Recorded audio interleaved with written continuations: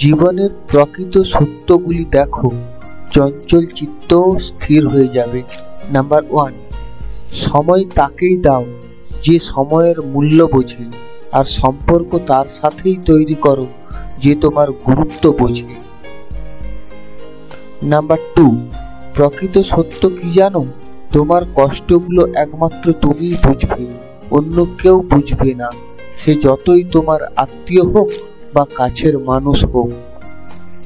Number 3, তোমার সময় নেই এই অজুহাত কখনোই গ্রহণযোগ্য নয়, কারণ তুমি অজুহাত দেখিয়ে নিজেই বেশিরভাগ সময়টা নষ্ট করে ফেলো।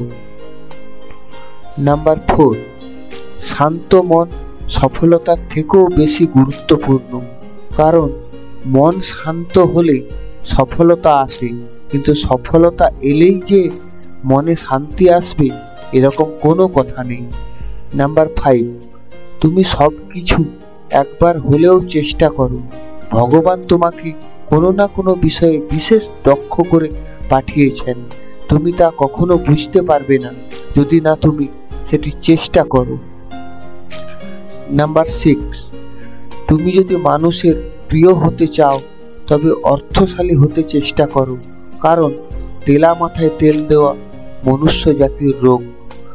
নাম্বার 7, তুমি কারো দুঃসময়ে আনন্দ প্রকাশ করো না, কারণ আগামী দিনে তোমার জন্য যে কি আসতে চলেছে তা তুমিও অবগত নও।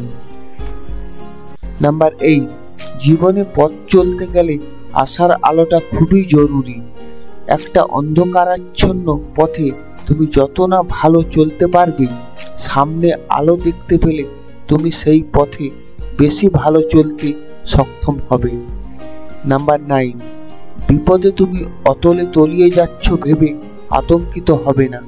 যিনি বিশ্ব ব্রহ্মাণ্ড সৃষ্টি করেছেন তার উপর আস্থা রেখো, হয় তিনি তোমাকে টেনে তুলবেন, নয়তো তোমায় সাঁতার শেখাবেন, মানুষ কিছুই করতে পারবে না।